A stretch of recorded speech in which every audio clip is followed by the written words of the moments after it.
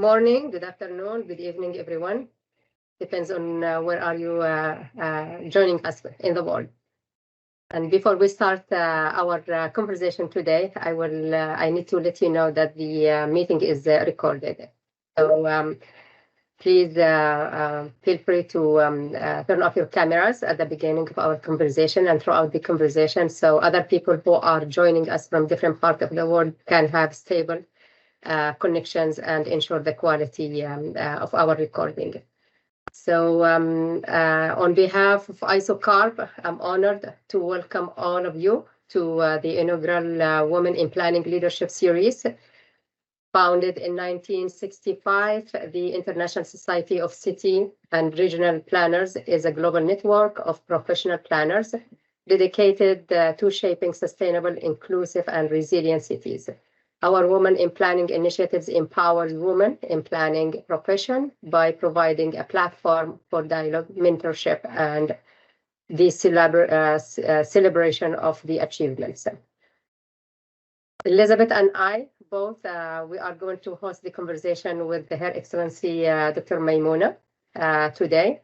And to give a little bit of background about my colleague Elisabeth, she is the President-elect of ISOCARP 2023-2024 and the ISOCARP President for 2024-2027. She established ISOCARP's Women in Planning and has made advancing diversity and women leadership and planning one of the key ambitions of her upcoming presidency. The driver behind this global leadership series enabling inspiring global leaders to share their stories and experience through genuine conversations. Thank you, Wafa. Allow me to spend a minute to introduce Wafa to you. Wafa Al-Daily, she's a member of our ISOCARP board. Her passion lies in shaping sustainable cities, having thrived in academia, government, NGOs, and the private sector. She has gained a comprehensive understanding of urban development challenges and solutions. And currently, she serves as the global president of the International Metropolitan Fellowship, fostering collaboration among leading urban thinkers. And additionally, she leads IHAR International, an organization dedicated to advancing sustainable development goals and strategies. Thank you, Elisabeth. Today, I think, Elisabeth, that's also your part. Maybe you can continue. Sorry. Yes. And today, we have the distinct privilege of hosting Her Excellency Dr. Maimunah Mohd Sharif. Dr. Sharif, as the former Executive Director of UN Habitat for 6 years, so from 2018 to 2024, she is a visionary leader and a tireless advocate for sustainable urban development and to make cities more inclusive, safe, resilient, and sustainable. In this conversation, we will deep dive into the inspiring journey, her unique insights on the role of women in transforming urban landscapes, and the critical challenges our cities face today. So please join me in extending a warm welcome to Her Excellency Dr. Maimunah Mohd Sharif. Very warm welcome. Thank you. And before we have the pleasure of hearing from her, Dr. Sharif, I would like to take a moment to introduce her briefly to you. Dr. Maimunah Mohd Sharif is a globally recognized urban development leader with a proven track record of transforming local governments and driving international initiatives. As the first woman to hold numerous leadership positions, including president of the Seberang Brai Municipal Council and the first Asian woman executive director of UN Habitat. She champions sustainable, inclusive, and equitable cities. In Malaysia, she revitalized cities, initiated groundbreaking smart city programs, and spearheaded Malaysia's first gender-responsive participatory budgeting program. At UN Habitat, she reformed governance, reserved a long-standing budget deficit, and significantly expanded the organization's impact. Dr. Sharif is a sought-after advisor on urban solutions, a United Nations International Gender Champion, and a fellow of the King Charles III Foundation on Sustainable Urbanization in the Commonwealth. A few housekeeping notes for our audience today to ensure best possible experience for you joining our conversation. So let's connect. Please share your name, organization, and country in the chat box. If you have a question, please use the Q&A box for any questions that rise during the discussion. As a reminder, the questions shall address professional inquiries and concerns. As a disclaimer for our conversation today, to uphold ISOCARP's commitment to professional excellence, we ask that participants center their comments on questions on urban planning issues. Please refrain from introducing political viewpoints or agendas irrelevant to the field. This conversation will be recorded and will be available on ISOCARP's websites, YouTube, and social channels for future reference. Please turn off your cameras during the webinar to ensure better connections to everyone. And we will let you know when you need to turn on your cameras. Maimunah, if I may, we would like to create a more informal and conversational atmosphere with you today. If I can call you by, or we can call you by your first name. Is that all right with you? Yeah, no problem. Yes, please call me Maimunah. Yes. Thank you so much. Yeah. So continuing our conversation, now we will kick off our journey with Her Excellency Maimunah. I would like to invite my colleague Elisabeth to start the conversation with the first question. Elisabeth. You're muted, Elisabeth.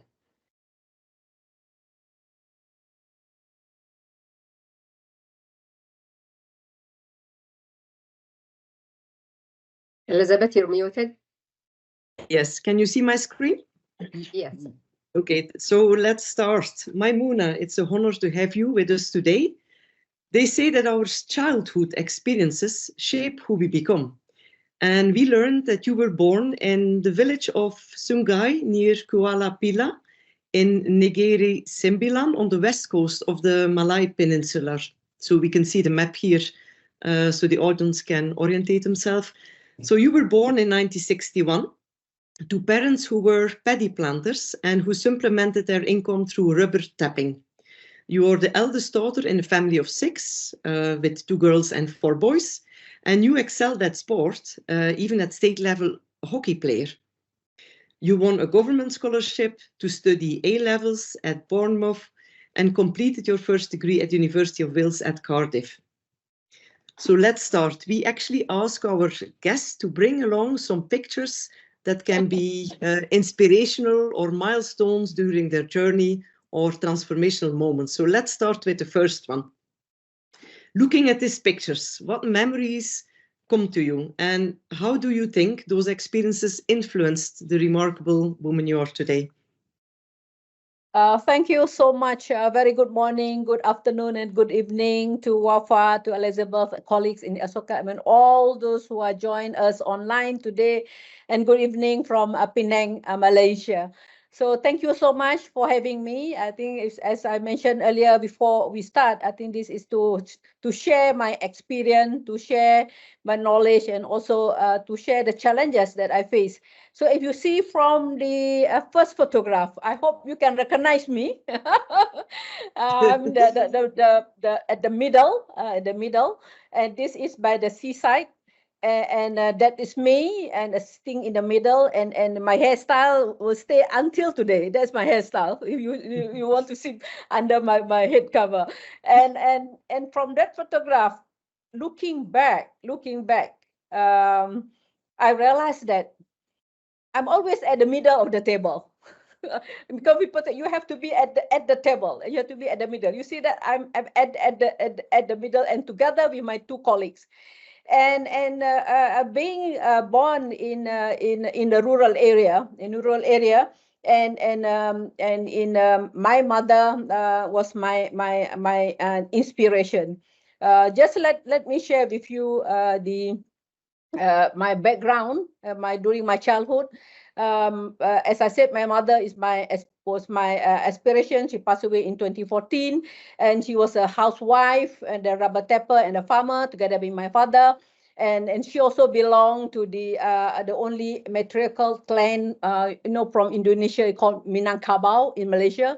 And her style of leadership was very instinctive. If people ask me who is your role model, it's my mother. Actually, I have learned a lot from her, and to always trust the gut feeling and what to do and what is right. Even most of the society has yet to catch up.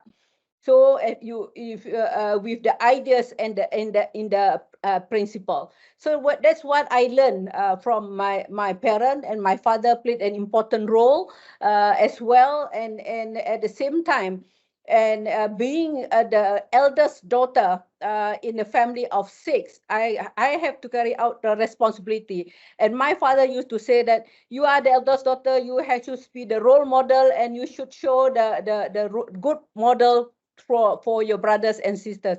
So from the very beginning in my life, I've been pumped with the ideas of you are the leader, you are the eldest, you have to show good character, show good behavior, show good result in your exam, and you have to excel. So this been pumped into my head from the very beginning, and throughout my career.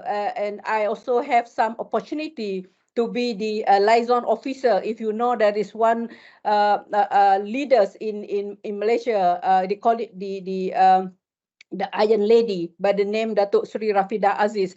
I was her liaison officer during the APEC meetings in Penang, and I also learned a lot from her, where women should not be treated any differently from a man. I remember she said that. So I think this give me some opportunity as men, but also based on our ability. So if you could see from this photograph, is that I'm one is important thing is that my parent used to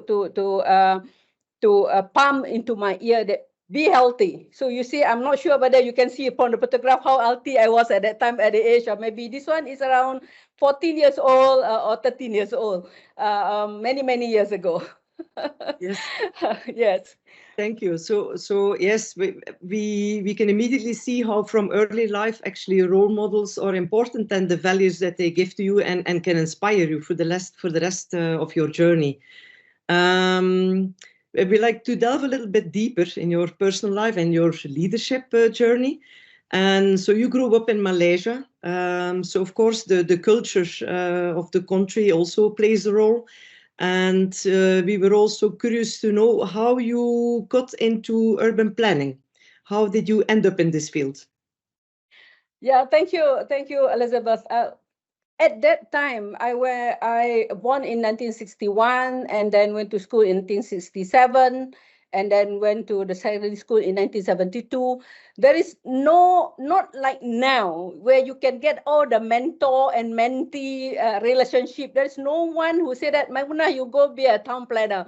Actually, when I was in the rural areas, I've seen that a lot of problem in terms of health. Actually, my first ambition, I want to be a surgeon. I already got the place in the university to be a doctor, and at the same time I received a scholarship to go to UK to do a town planning.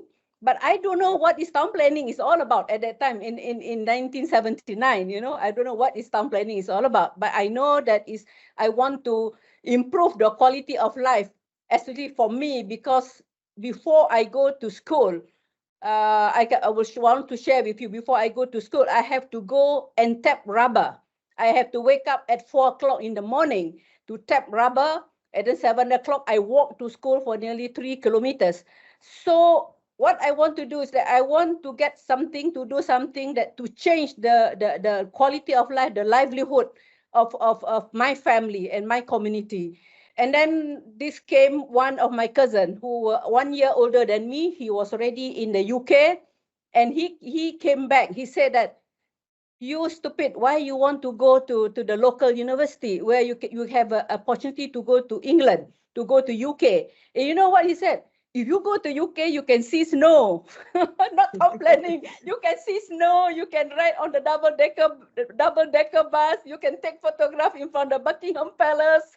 You meet the Queen Elizabeth, something like that. You know, the big building. So actually, it's not so much that I want to be a town planner. So that's where I landed in UK in 1980 to do my A-level in Bournemouth and 3 years in Cardiff as a town planner. So, I mean, taking the planning studies. And I came back in 1985. I was being a junior town planner. So I think this is I'm really fortunate that when I came back at that time was in 1985. If you know the economic clash, I mean, it's really no job at all. And I went on a scholarship.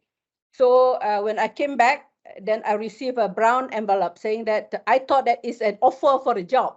But actually, when being a scholarship, it said you have been released from the scholarship, you can go out and get your own job, because the government is not going to give you any job from now. So I thought that when I came back, I will go into the system and being a town planner. But I have to look for my own job. That's why I landed in Penang as a junior town planner in 1985.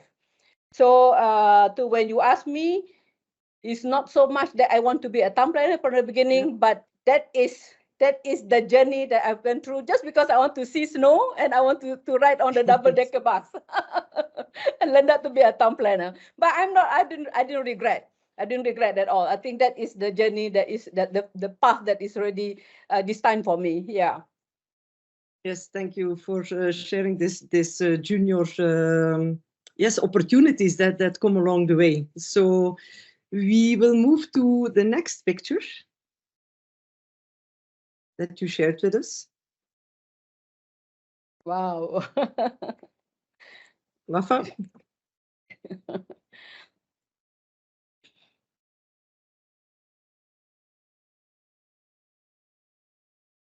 Wafa, you are muted. Okay, thank you. Thank you, Maimunah. And it's really exciting background, exciting childhood. And also we need to thank Snow that brought you to urban planning.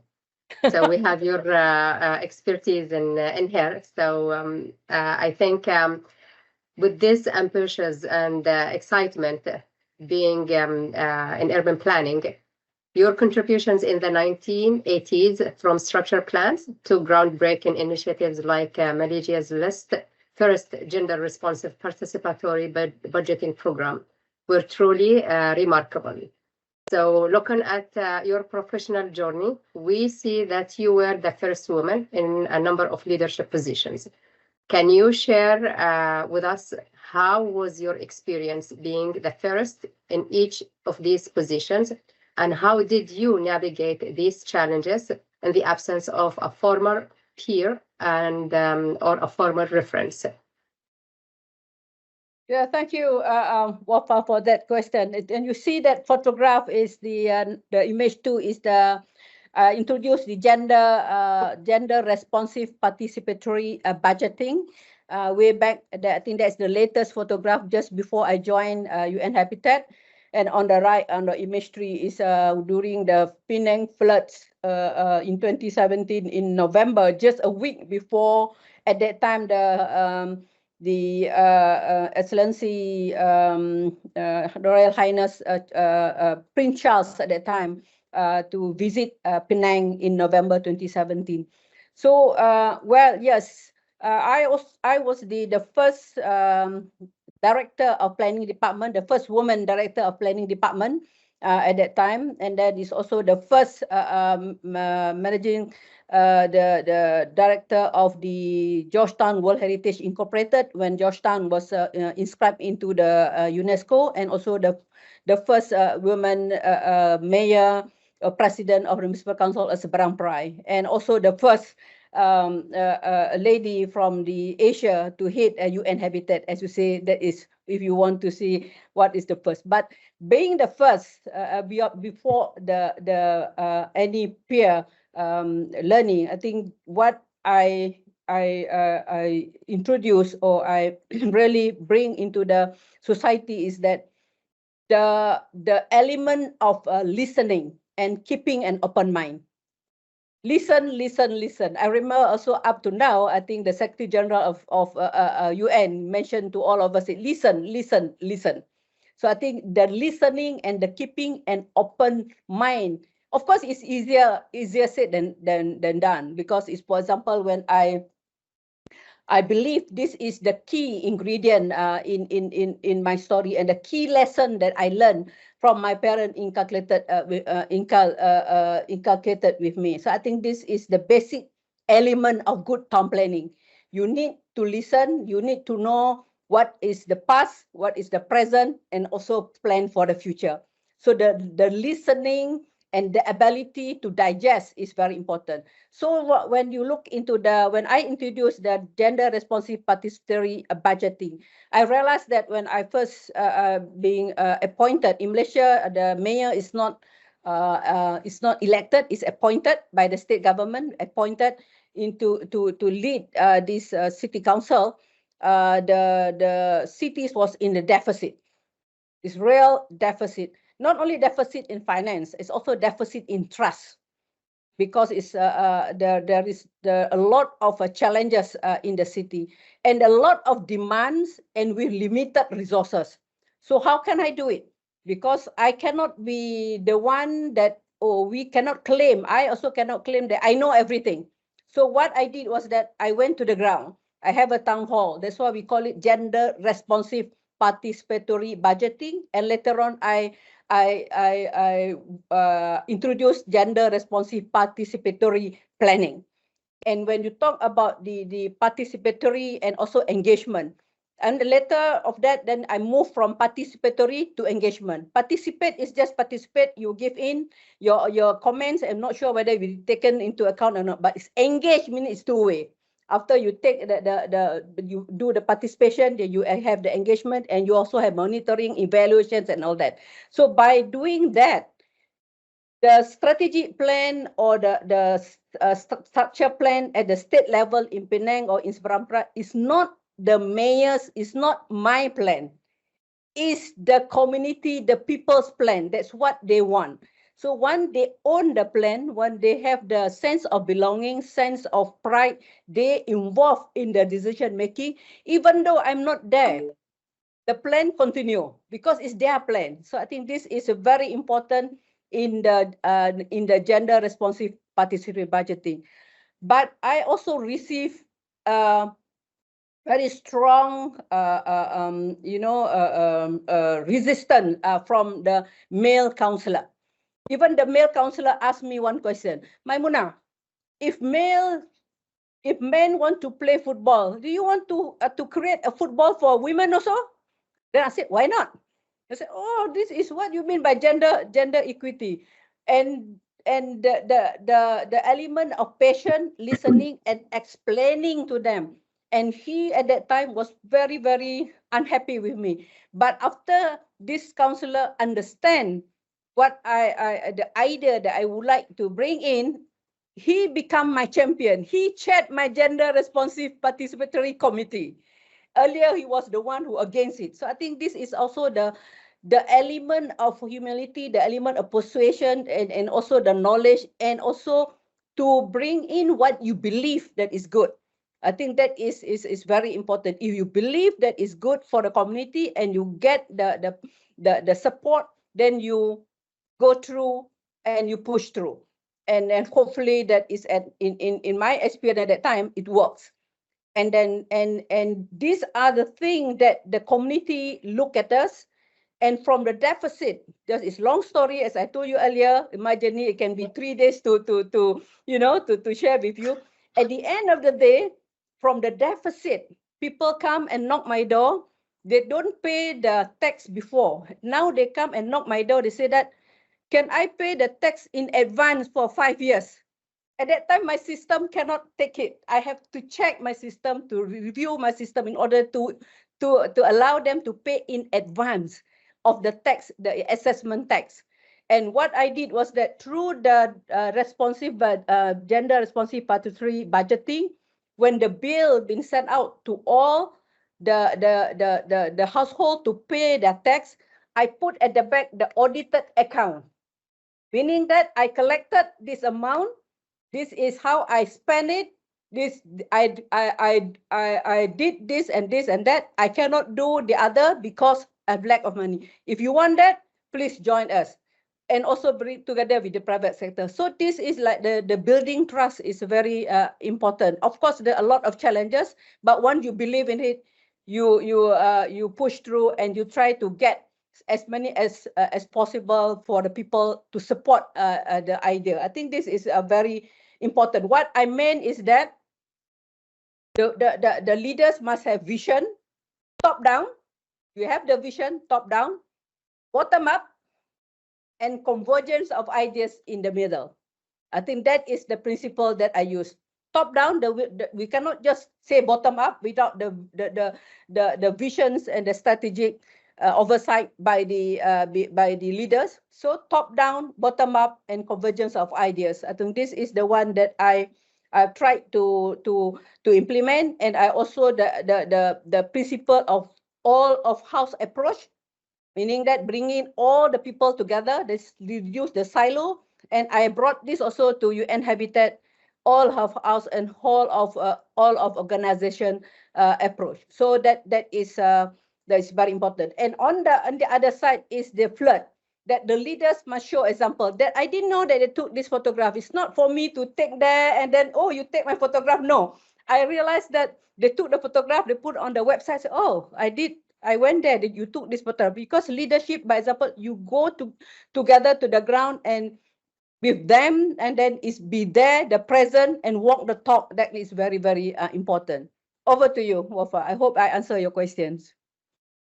Yes, Maimunah, and you highlighted a few really key things in here: the transparency, trust, persuasion, buy-in and ownership of the community, top-down, bottom-up things in gaining the trust, and also doing positive change. And in the middle, it's the convergence of ideas and walk the talk. So that's really important, I think, for any leaders to consider, and if they want to be successful and if they want to make a positive change. So back to my colleague Elisabeth to ask the next question. Thank you, Maimunah. Thank you. So here we move on to navigating challenges. So we heard from you, you were a lot of firsts in terms of with the mayor, for UN Habitat and other roles. And so your story highlights and makes us also curious, of course, to hear about the challenges that come with this, and especially often faced in a historically male-dominated field of urban planning. So on the picture here, we can see that you are swearing in a ceremony as the first woman president of Seberang Prime Municipal Council, which is the largest council in Malaysia by land size. And we would like you to reflect on this pivotal moment in your career and share some of the obstacles you encountered and what strategies you used to overcome them. Thank you, Elisabeth. Yeah, this photograph was taken on the 16th March 2011. Still remember the time of my swearing in as the first female president in the Municipal Council of Seberang Prime. And looking at the photo, and many of people interpret the way I hold my hand, my palm. When you have a swearing ceremony, you will always put your palm like that, flat. And they said that yours is like that. Moving forward, rowing forward. The Maimunah is coming. I don't know. That's what they mentioned to me. I said, oh, really? I didn't realize that. So that was the perception. And I remember immediately after I swore in at that time, there was many reporters and interview the councillors and my staff. Of course, the female director said, oh, I welcome Maimunah is the first female president to lead us. I really hope and I'm confident that she can lead us. And then they asked the male councillor. And the male councillor replied. They said that Well, I don't have any problem working with ladies if that lady know how to do her work. Elisabeth, I have a name. Why can't he say if Maimunah can do the work? Why I have to say if that lady can do the work? From that day onward, I know I am having a very big challenges going uphill. But that doesn't deter me because I'm very, very clear what I want to do. And at the same time, and I know at that time in Seberang Pride, the first thing that is the challenges when you ask about the obstacle is to gain the trust of my people, my staff, my head of the department to work together with me, and then and not to work for me, work together with me to strengthen the city. And instead of they came to my office to see me, I went down to each of the department to introduce myself. I'm Maimunah. I'm so you know, you hopefully that you can work together with me. Let's have some discussion. So I had the task force form. So that is my first obstacle, is to get the people to believe in me, to trust me, and to work together with me. It's not easy because there are so many perception. Oh, whether this lady can do or not. Oh, we never had all this while, or the mayor or the president was 19 president was male, and this is the first one. So it's a lot of question mark. If I have to work double, triple, hard in order to gain their trust. So that's why at that time the state government implement the CAT principle, competency, accountability, and transparency. And I add another 2 EE, efficient and effective. So the CATI principle. So I think this is also very important. And then at the same time, the obstacle is also to gain the trust of the people, my immediate staff, to gain the trust of the councillor, and to gain the trust of the city dwellers that we can do the work.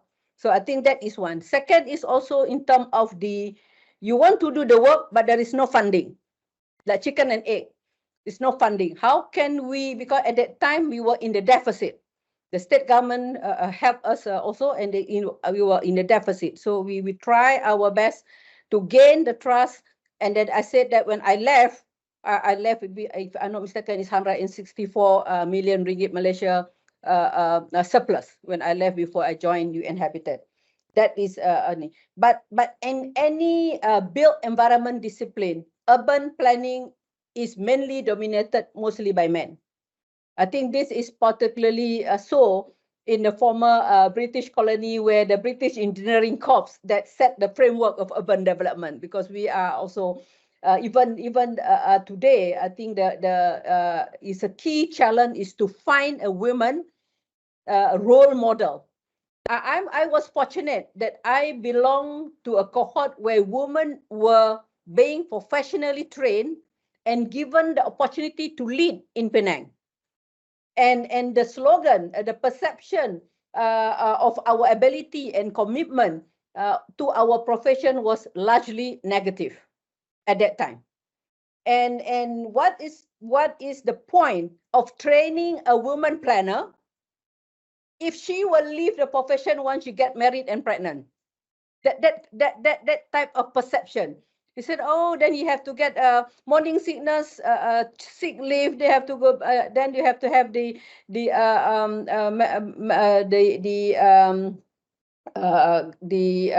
other problems. And then at the end of the day, you when you train them, then they will leave the organization. But in my case, Elisabeth and Wafa and colleagues, that I was fortunate because my bosses and the political leadership in Penang at that time was very receptive to social changes and was sweeping through the civil the civil service. And Penang pride itself by the slogan Penang leads. Penang leads. So I was given the opportunity to be the first woman director in planning, and also all the other first. So I think I'm very happy, and I'm very fortunate that I broke a lot of glass ceiling, the glass ceiling, and I really enjoy breaking it. And I must acknowledge that my what do you call it, my colleagues in the civil society and private sector who believe in me and also help me to move forward.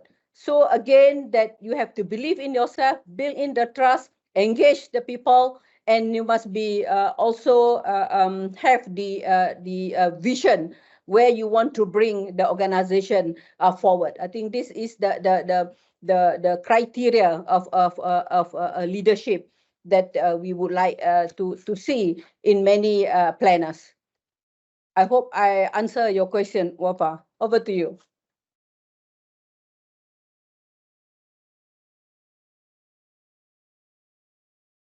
Okay, that's very interesting. I think leadership in complex environments are very challenging. And you just mentioned that as a female, you are facing double and triple challenges to gain the trust and to prove your leadership style. You need to have a ready environment for social change and also believe in yourself, have a vision, and build the trust. These are very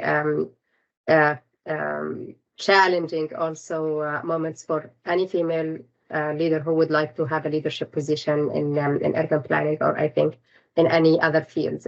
So thank you, Maimunah, for the truly inspirational moments that you just shared with us. And they said, once a leader is always a leader.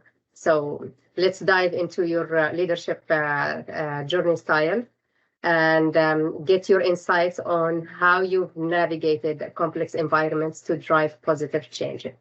In your role in the UN Habitat, could you start by describing your path to becoming an executive director of the UN Habitat?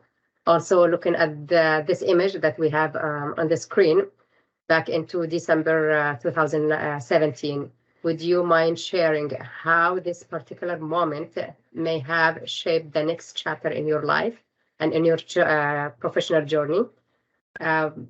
And your perspective as a woman leader, what did you consider the biggest success for you as a leader in such an institution?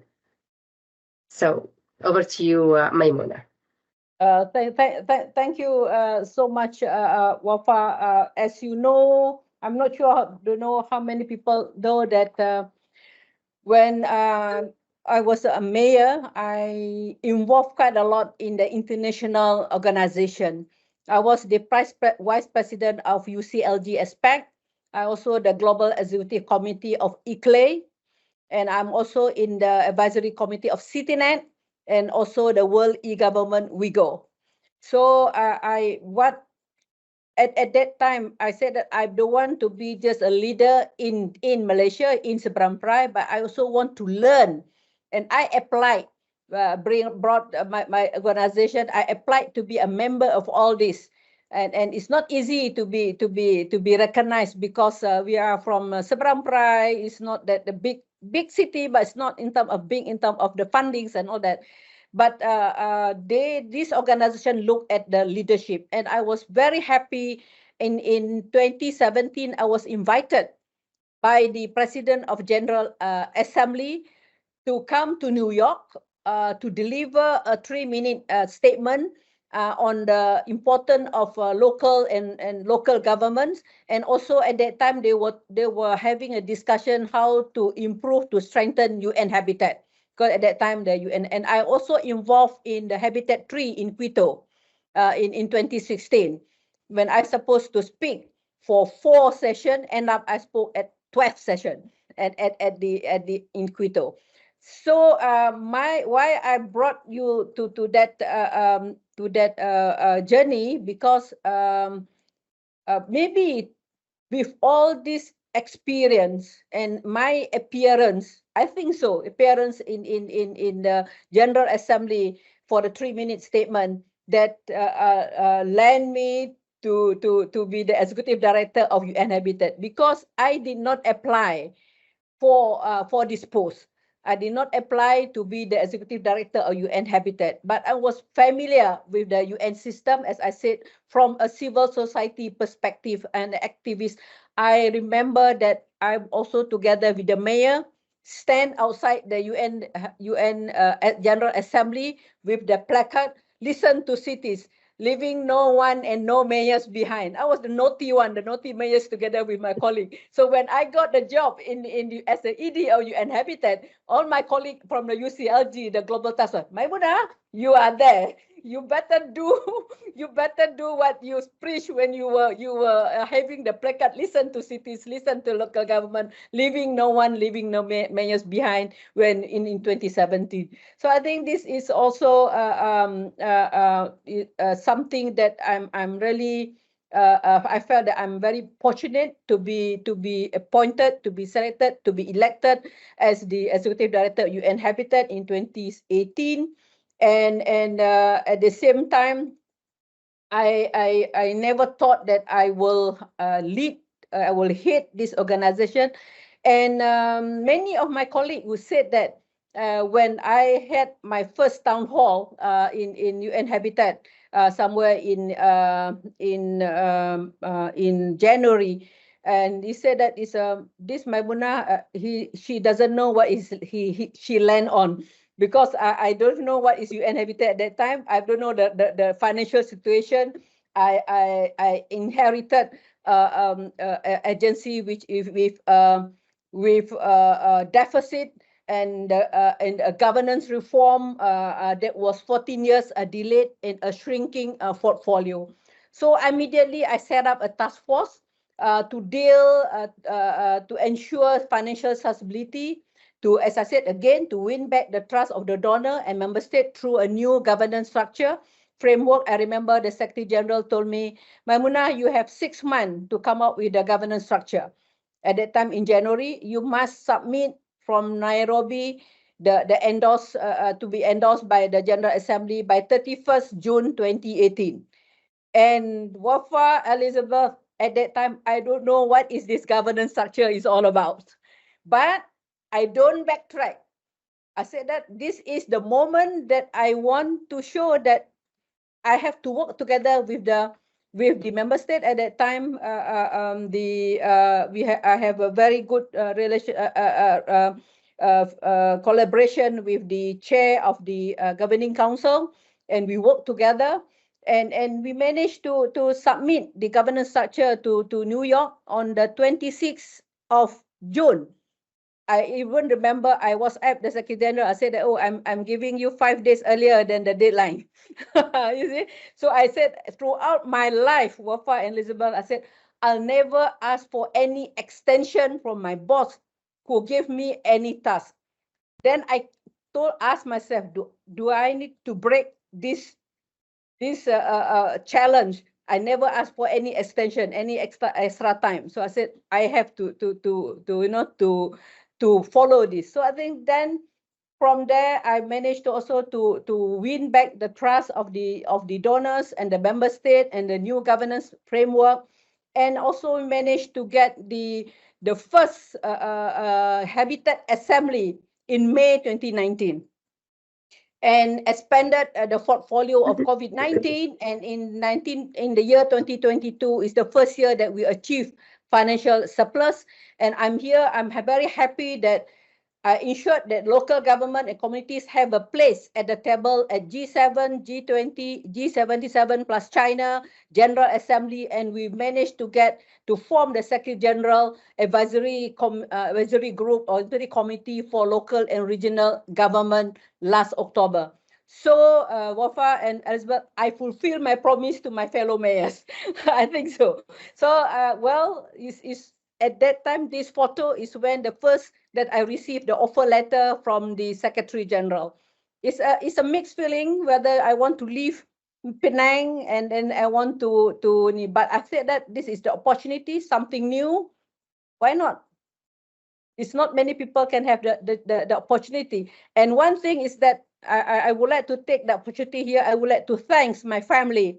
I would like to thank my husband by the name Adrilai, my daughter Amira and Atira. Now I have a grandson, Johan, and my son-in-law, Pascal. they really give me the full support in order for me to come over to Nairobi. And one thing, maybe my code word is that if you want to find a spouse, a partner, husband, or wife, don't find the one that clip your wing. If you will find someone clip your wing, that's it. You cannot go anywhere. You cannot fly anymore. So I think that is a good thing of it, that they give me the full support. So I think that we need that in order for us as a ladies and female in order to succeed. Thank you. Over to you. Thank you, Maimunah. I think this part gives us a good picture of how it is to lead in complex environments, and it's I think very interesting to see that it ranges from portfolios expanding, but also about creating a healthy financial base, and it's also about representation, and you brought local governments to the table, which is very important. Another aspect of a complex environment is, of course, there is a lot of stakeholders, and different types of stakeholders, and you have to need the skills to navigate the diverse stakeholders. So could you describe your approach in working with governments? You had the experience of working with local governments, but different types of governments, NGOs, and the private sector within the UN Habitat framework. And learning from this, what would be some strategies that you would recommend to other women leaders to seek who seeking to build effective partnerships? And I think we have here the next two pictures, which will belong to this, and they reflect this a little bit. So on the first image to the left, you're posing with ministries of housing, so governments at the national level, planning and infrastructure at the second UN Habitat Assembly, with the presence of 137 member states, as well as over 100 mayors and 2,000 delegates. So there was a major vote of support for you, for your leadership as executive director. And then on the right, we see you presenting the Secretary General's report on the implementation of the new urban agenda at the high-level meeting of the General Assembly in New York in 2022. So if you could reflect on this and the navigating of building partnerships with stakeholders. Yeah, thank you so much. I think partnership is very, very important. That's why we have the SDG 17 partnership. I think I introduced the principle, the 4P, public, private, people partnership.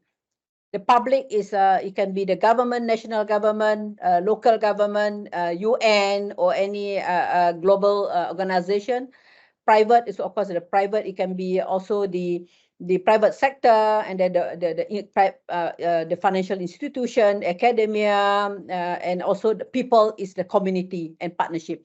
This 4P principle is very, very important for us to have the vertical integration and horizontal integration. Vertical is from the global, national, regional, and the horizontal is from the people, private sector, academia, youth, women's group, the disabled groups, and all that. We need to integrate this vertical integration and horizontal integration, and also to make the plan, to translate the plan into action. I think this is also important. Sometimes it's easy for us to draft the strategy, to formulate the strategy. But the moment you formulate the strategy, at the next statement is how can I implement it? That is where I used to say the 4W, 1H. What, why, when, and for whom, and how. I think this is very, very important in anything that we do. So when you ask me about the partnership, that is where, when I mentioned earlier, there needs to be to listen, to understand, to know the past, to know the present, and also to know the future is very, very important. Sometimes we have the statistic. Many people say, "Oh, I have we have statistic," but more often than not, the statistic or the figures are everywhere, and there is no tools to analyze the statistic to become an information. information is very important. Having a statistic, having a figure will bring us nowhere. We have the statistic, we have the figure, we need the tool to analyze it to become information so that we can make an informed decision. So look back into this photograph. To me, this is a strong support, not only to me as Executive Director of UN Habitat, is also support to the mandate of the UN Habitat. The understanding of the ministers of housing, the important having the sustainable urbanization, and the important of dealing with the challenges of climate change or poverty or inequality in more integrated manner.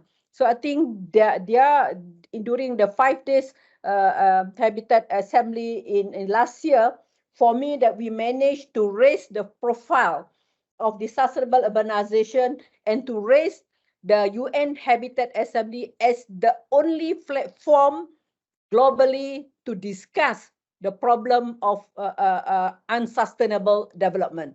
And we also have the mayors there, the professional, the stakeholders include the professional bodies, include planners, engineers, architects, surveyors, developers, private sectors. I think this is very important, and the support of the work of UN Habitat. On the other score is that on the photograph on the right hand side, I just want to share with you from the past. I joined in 2018 up to 2021 when I went to the General Assembly. Very seldom I heard the member state when during their making statement talking about the new urban agenda, implementation of new urban agenda. I had a discussion with the Deputy Secretary General. I said, why? At that time, I was presenting the quadrennial report of the achievement of new urban agenda. Only 48 member states submitted the new urban agenda out of 193. What happened? Are they not implementing the World Urban Agenda or a new urban agenda, or they are too busy? And there are two from that high-level meeting on the 28th of April 2022. One of the outcomes is that the member states have no capacity. Many of the members have no capacity to prepare the new urban agenda. So we need planners, we need UN Habitat, we need other organizations to build up the capacity for them to prepare the new urban agenda. Second is that, well, apart from they have no capacity, they said that they have so many other things more important for them. So there's the understanding of the new urban agenda is not there. So I think that is the two element, and we had in 2022 we also managed during at that time to come out with the group of friends for UN Habitat, new urban agenda and sustainable development, and with 93 at the moment now. At that time was 60, but I heard that I just checked with my colleague recently, it's a 93 member state has already become a member to that. So we use the platform, a World Urban Forum. The next World Urban Forum will be in Cairo. And I also brought in the idea of, I said that we don't want declaration anymore. We want a declared action. Same spelling, but declared action. No more declaration. So many resolution already. I think we need the resolution to be implemented on the ground. So I think this is also very important moment. And now in 2026 will be the next reporting for the new urban agenda. So I hope that from 2022 up to 2026, in 4 years, there will be more new urban agenda report. Not only the report is still, but also in the report, the content of the report will include the implementation, the success and the challenges to implement the new urban agenda. So these are the two photographs, and for me is that I managed to bring the profile of the sustainable urbanization to a certain level of importance in the UN. Thank you.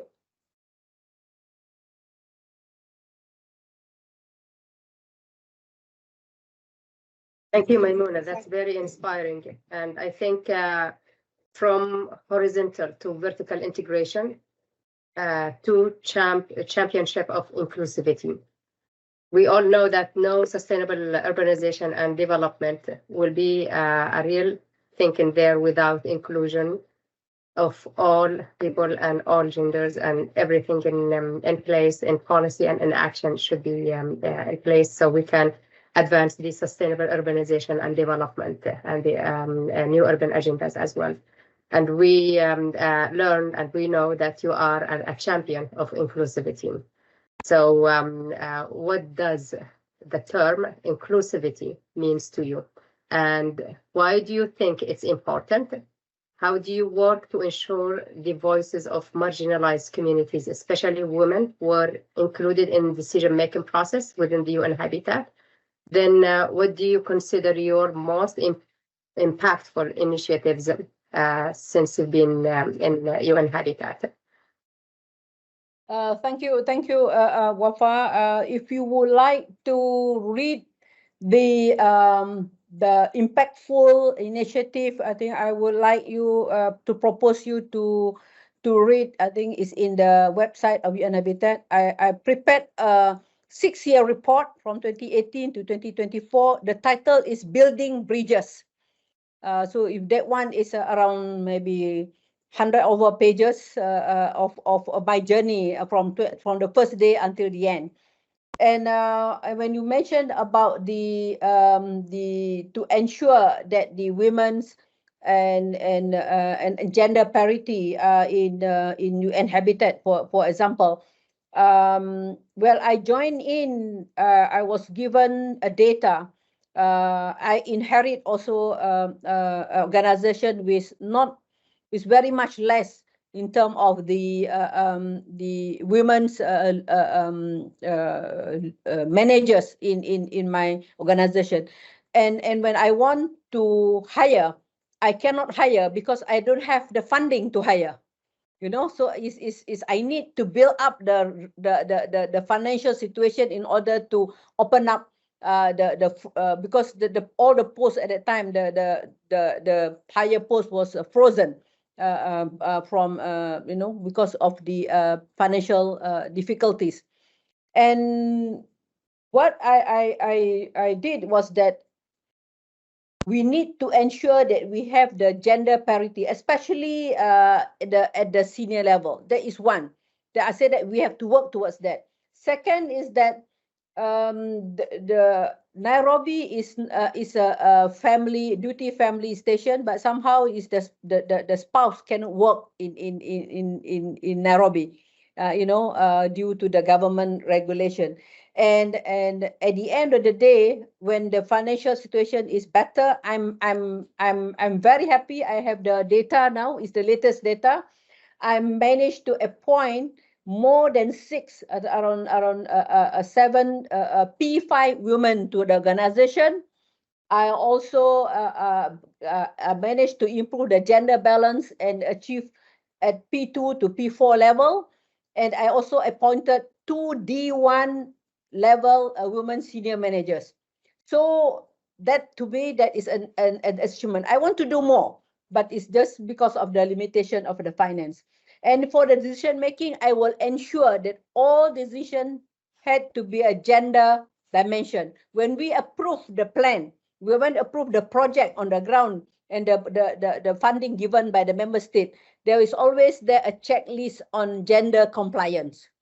We built up the checklist on gender compliance. So if you tick the checklist, then if it's not tick, then maybe the project will have to be postponed and then have to be a relook. So I think this is also it's another dimension that we need to put in. And at the same time, I also look at the private sector. We cannot just do it in the UN Habitat. If you look at this photograph on the screen, this is Madam Luisa Trajano, who is a very successful businesswoman in Brazil. You can look at her profile, and you have a time. And we launched the women-led cities. As I said, I would like to have a 20%. He said, no, Maimunah, we have to put 50%. We have to really put more, then we can achieve more. We put 20, maybe we only achieve 10. We put 50, at least we can achieve 40. So she is the one who really worked together with us, and we have the program. And now I hope that my colleague will continue, and I'm still keep in touch with her because of the program. I think this is very important for us to see that the impact is that one of the areas that I would like to share with you, that I managed to launch the Nairobi Hub, the Gender Champion Nairobi Hub.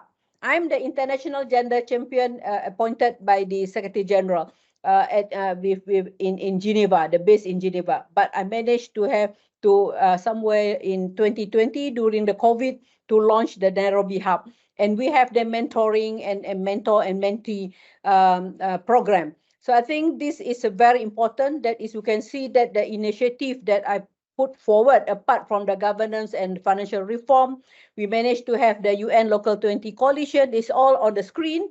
And then we managed to have this champion of inclusivity. Inclusivity, when Wafa, you asked me, is that we used to say that leaving no one and no place behind.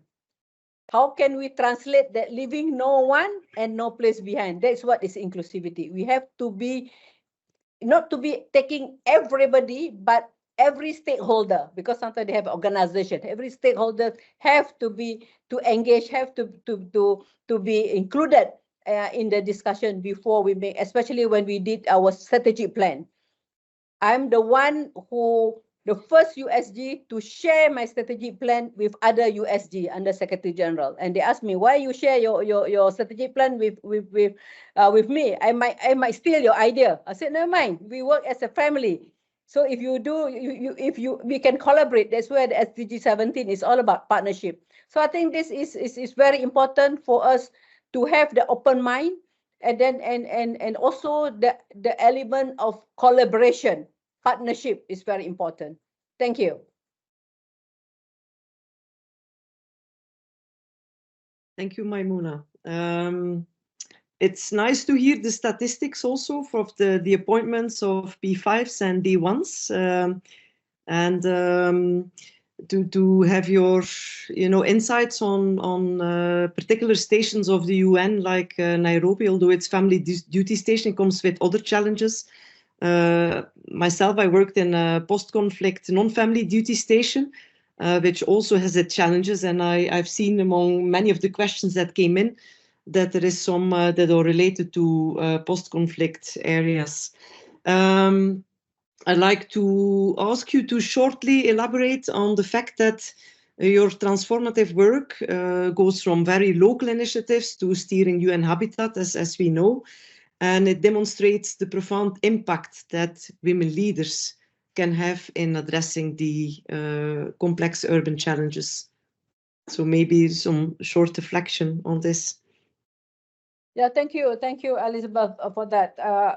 As I mentioned earlier, that is the local initiative that we really need. Is that's where I launched the Women-led Cities program with the Luisa Trajano, and I believe that leadership should not be the preserve of only to one gender.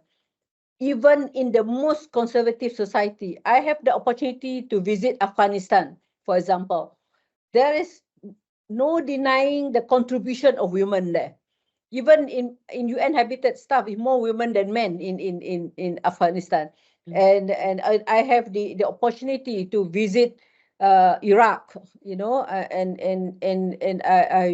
I was there for nearly 9 days. And I have also the opportunity to visit the Mozambique after 1 month after the Cyclone Idai. And what I saw on the ground is mainly women, more women than men, and they are also working together with the government and the UN for the environmental disaster. So at the same time, I think as what I mentioned in one of my message is that if women are not at the table, we are not heard, and then we will end up on the menu. So do we want to be at the table or want to be on the menu? I think this is very, very important. I think this is not acceptable, and all women and men should work together and all of humanity approach. I think this is very important, and we might see how senseless is it to devote all the resources of the world we need to stand together to survive the climate change in equality and confidence in humanity. So if you want, if I maybe you heard this already, if you want something said, invite a man. If you want something to be done, ask a woman. I hope the men on joining us won't be unhappy with me. But I think that is a saying. So, but I think what I put here is that we need to work together. We need to work together for one aim, one goal is to improve the quality of life for people that we serve. I think that is very, very important. And then that is the impact. And of course, as you said, that is the urban challenges is very, very complex. So while it is very complex, is meant that we need to work together. One group cannot solve all these complex problems. So we need to work together. We need to understand, and we have to put our ego, and also at the same time, we have to really work in one ecosystem. I think that is very important. Over to you, Wafa or Elisabeth. Thank you. Yes, I'd like to continue on this. So we heard that you really enjoy breaking the glass ceiling. That's the first time I hear this, so that's very nice. And that you were inspired by your mother in childhood with her leadership style, actually. And so we would like to know from you how you would describe your leadership style, and then what ways that it opened the doors or created opportunities for other women. And then also we all know that in order to advance leadership for women, it also means we need men in leadership positions to support this. And we'd like to hear from that too. And also what would be your advice to men, how they can best support? Thank you. Thank you so much. Honestly, colleagues, that I never felt challenged by being in all male environment. Because I'm their friends. You have to make friends with them. You have to put yourself to be accepted. And one of the things is that we have to have some humility. You have to be humble, but doesn't mean humble that people can step on your head. But you have to be humble and have to be very observant, and you have to think positive and look at the positive thing of the environment. Of course, this is not easy to be done, but as I said, that we can only be successful to work together with men if they can see that we add value to them, we add value to the organization or institution that we belong to. So I can tell you from my experience that women planners are just as good as men. It's not better than male counterpart. But I can tell you also that I come across the women planners who are equally as incompetent.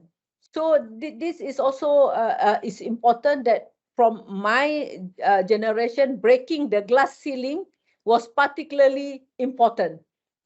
In the Malaysian context, no one doubt that competency of women planners like they used to when I started out. I think this is important. Secondly, that women with decision-making powers, I assured you that there must be a level playing field for women planners, or for their ability to work together. It must be a same level playing field. I think this is important. As a UN Habitat, I always give my women colleague I always heard their voice, and then give the opportunity to give feedback in a meeting, and given an equal opportunity and consulted when the key organization decision were being taken. But more often than not, sometimes that we need to spend a bit more time to think, to rethink, to consult, then decide. Once we make the decision, that's it, we go. Rather than we make a decision abruptly, and then after that we have to retract, and then we have to go here, go back, and then forward. But we spend some time to do the consultation, the collaboration, the receiving the feedback, then we move forward. And I also would like, I'm very, very proud that my former women colleagues are heading UN Habitat Country Office in Lebanon, in Mozambique, in Egypt, in Azerbaijan, in Bahrain. So I'm very, very proud of them. So I think this is very important, that we must be seen to have a value added in order to be recognized. So you must always seek knowledge, must always learn and seek knowledge. And I used to say that, be a busybody, not negative busybody, but positive busybody. You keep on asking why this, you want to learn more. So I think this is very, very important. They have an inquisitive mind, like the small babies, they ask a lot of questions. So we also have to observe, and at the same time to learn and relearn, think and rethink. Thank you. Thank you, Maimunah. And yeah, learning position and adding value. I think here we see a list of a lot of honors and awards you get. And for the sake of time, we will not go through them. People can look at it afterwards. And I think it would be nice to know from you if that is important, again, to advance women leadership. And also a question for us as ISOCARP, our initiative with Women and Planning and Women and Planning Leadership. What would your advice be as a way forward for us? Thank you, Elisabeth. Regarding the honors, I can list you, I think, at least 3 pages of honors that I received, but this is the 9 most important that I put forward. But it's not only, as I said, the break the ceiling that you get the honors, but it's also that to show the what do you call it, the perception, the reception of the community, of the countries. And when I went to Cameroon, Colombia, and then I also went to London, that they give me this. And we also from the Royal Town Planning, and then also from university. So to me, this is not only for me, this is for my profession as a town planner and also as a woman leader. And at the same time, this is to me for ISOCARP. I'm not sure how many women members you have. Why can't you maybe set a target, more than 50% of your members being a woman, and taking and then from there maybe you can see that is how the women in ISOCARP be distributed in terms of the various organizations, leading the various organizations. Maybe you can have mentor-mentee, and this one of this leadership conversation is one of the I think one way that we can exchange ideas, exchange perception, and exchange knowledge. And at the same time, I believe that we need to ensure inclusivity and add value to our own profession, planners, because it's people sometimes they, oh, this is what, if things is not going right on the ground, blame the planners, because they are the one who plan the cities, they are the one who plan. But I think we don't want to be blamed, but we want to be celebrated, of the success being a planner.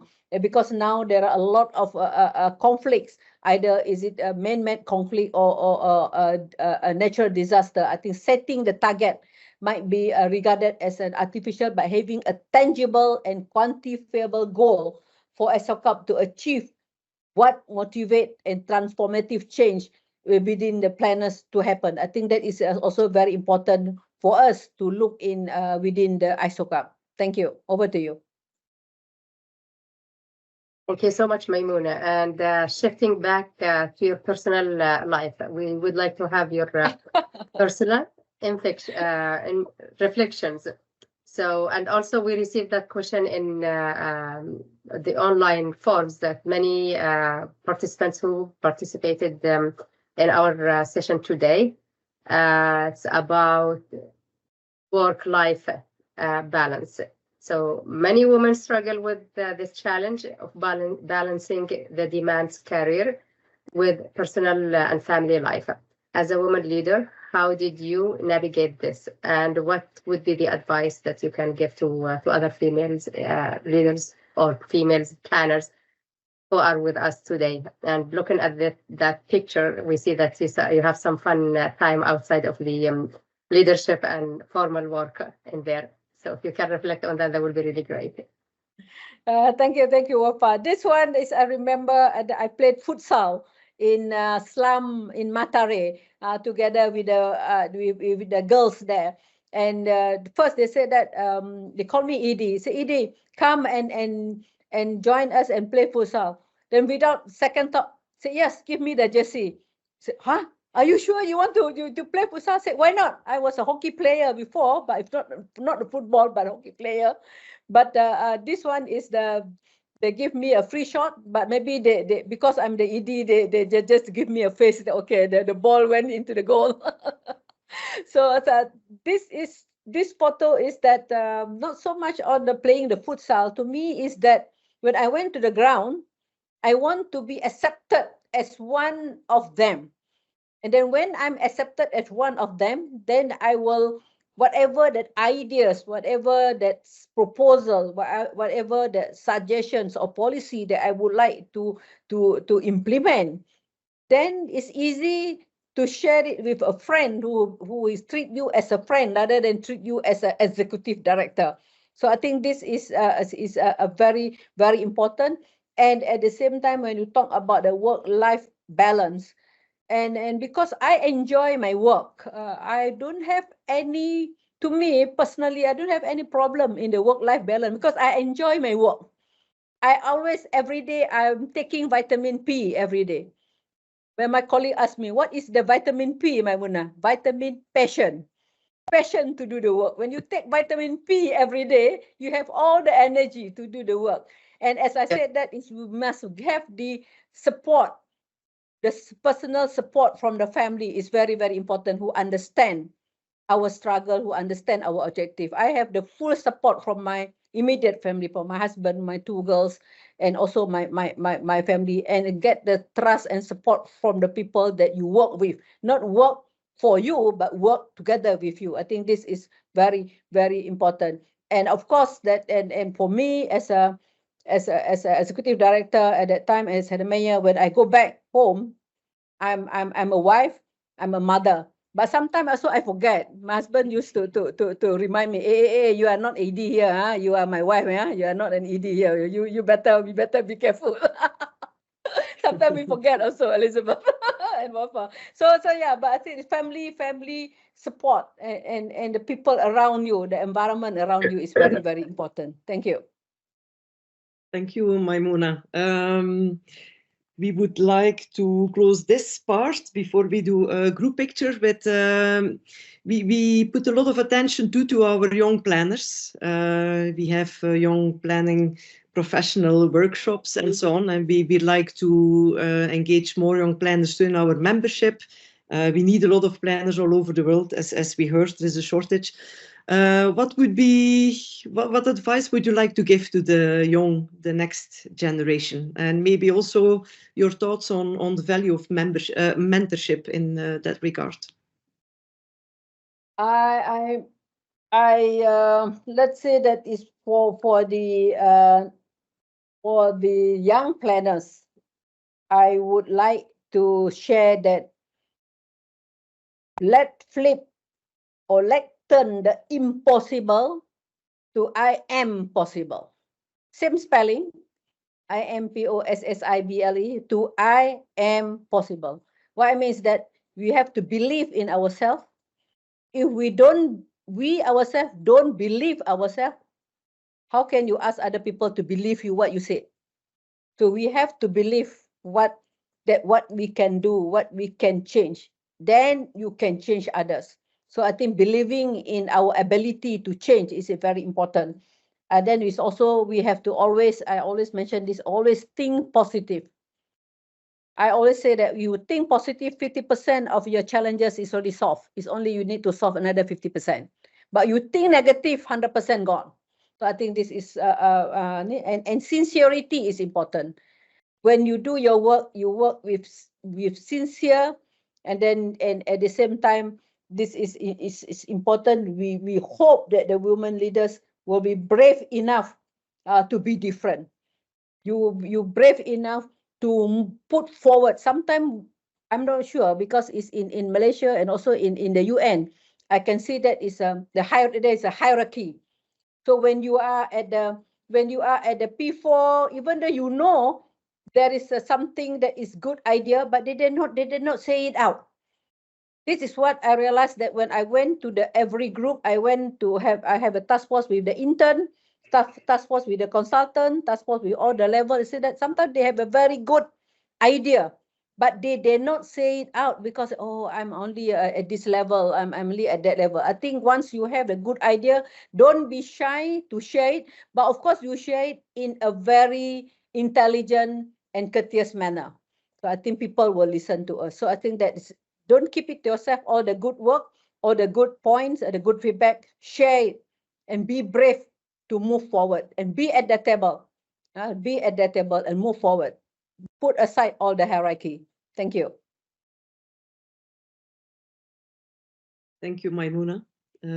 Wafa, you had another.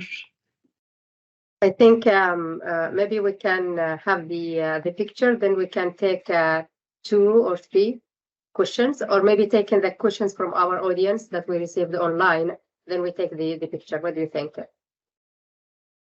I would take a picture and then maybe some live questions. That would be nice. Yeah. You can take a picture. Okay. Yes, if we can ask our audience to open their cameras, if they don't mind, so we can have a group picture for everyone with us today. Wow, look at that. Beautiful. All the smile. Yes. 1 second. Let's wait for another second for everyone to turn on the camera. Okay. Okay. Everyone is ready? Wow. Okay. 1, 2, 3. One more time. Oh, thank you so much, everyone, for turning on the camera. Thank you. So nice. Yeah. So probably we can take one question from the forms that we received, and also or 2 questions, then come back if we have online questions to our guest today. So the first question, Maimunah, we received a question is about how to empower women residing in remote, vulnerable locations after being forcibly displaced during the local conflicts and wars. Yeah. Thank you so much for these questions. I shared with you that I live in a remote area, in a rural area, which is in a village, where at that time there is no water supply, no electricity when I brought, but now, yeah, we have. But at that time in the 60s, no water supply. I took water from the well, no electricity. And then I live in a small house, and I have to go and tap rubber. And then before I go to school, I have no experience living in a conflict area, conflict in a way that is war or being displaced. But I have the experience living in the situation where I don't have the basic services that we should have now. So I think what we need is that I put it into point. One is in the occasion where the situation like myself. I think this one we really need. I would like to say that this the what do you call it, the role of the government. The role of the government is very, very important.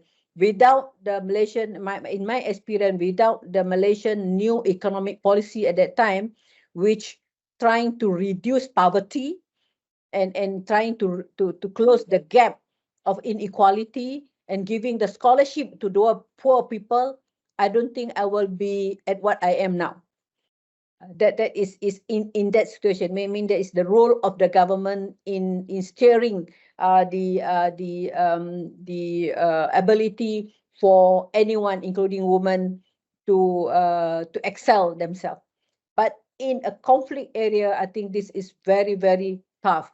That's why one of my what I used to say, that there is no development without peace, and there is no peace without development. I think we need peace and development come together. And in this case, in many cases that I've seen, that women play a very crucial role in an area where in area where there is a conflict, either is it war or natural disaster. And we really need at the same time the global community, at the same time also with the government, need really look into this seriously, because women playing a very good role in negotiating, in mediating the conflict situation. So the role of the government is very important in this case. At the same time, also the international organization. Where I have the opportunity, when I went to two places, I said that I went to Mozambique, I went to Burkina Faso, I went to Iraq, and what we did at the global level at that time as an ED and a UN Habitat is very, very important, to give a chance for them, for women, for children, to excel in whatever they are good at. So I think this is, we need to continue to do this in order to give to empower a woman in any activities that they are good at. So that is my answer, Wafa. It's very tough for me to to articulate the answer, but that's what the best that I can give. Thank you. I think also that's living in a stateless place where you don't have any regulations, any rules, any plans that can guide the improvement and development of any country. It becomes, females, they not just professionals, women, but all women face double challenge. And that's why we need to have like the proactive, not the reactive plans. And that leads me to next questions, and then we can have the final wrap up with my colleague Elisabeth.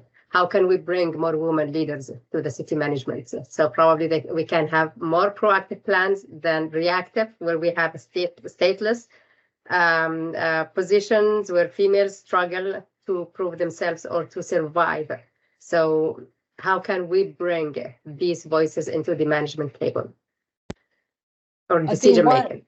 Yeah, I think this is very challenging, but we need the what you call the leadership in the either in the city or in any organization who believe in it.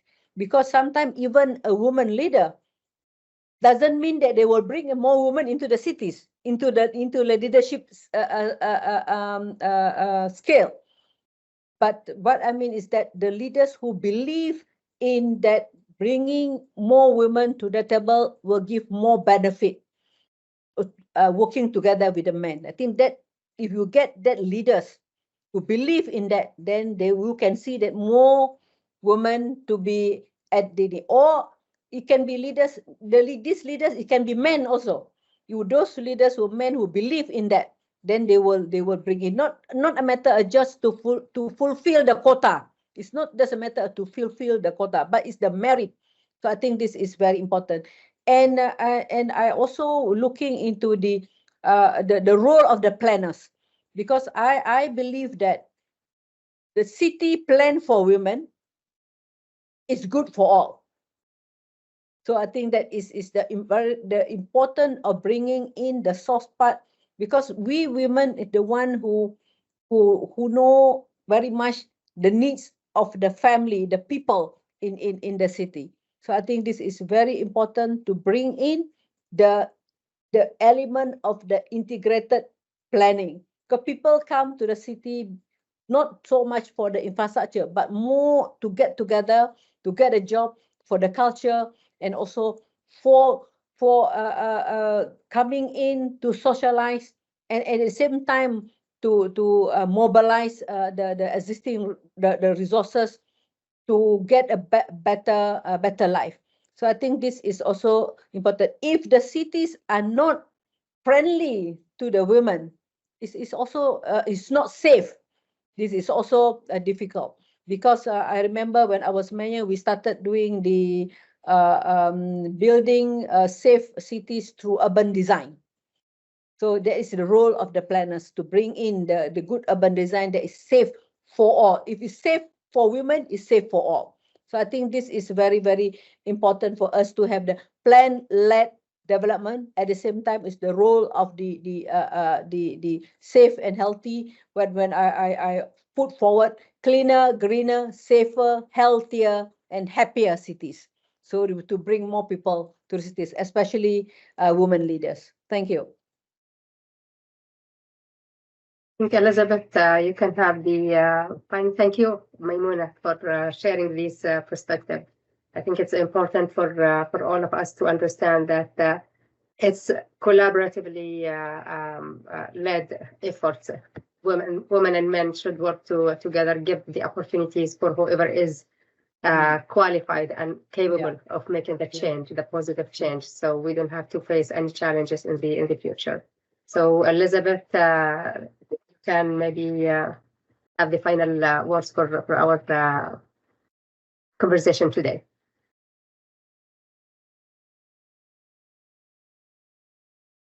I think maybe we Mic is did we muted. lost you? Yeah, okay. Because your picture is not there. I thought we My lost mic you. is muted. No, we hear you. You hear me? Yes. Yeah. Okay, because it shows as muted. I think the connection is saying it's time. Anyway, I'd like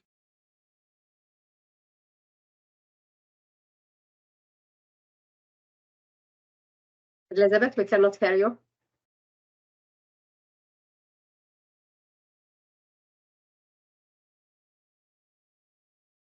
Elisabeth, can you hear me?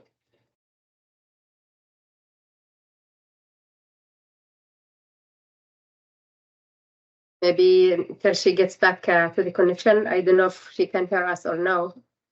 But probably, Maimunah, before we wrap up the meeting today, I think we went over time now.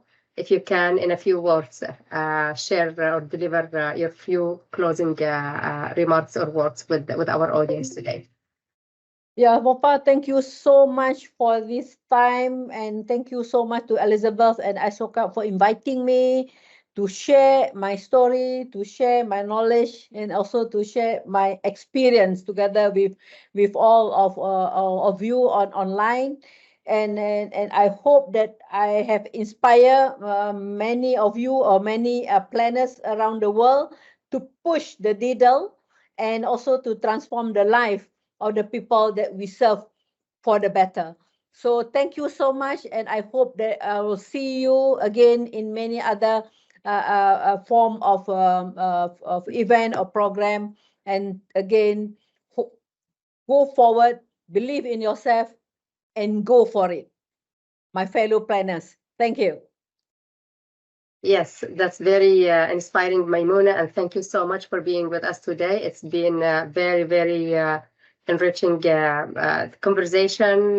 We learned a lot from your journey, and we hope that you continue inspiring younger leaders and all women in not just in planning, in every field.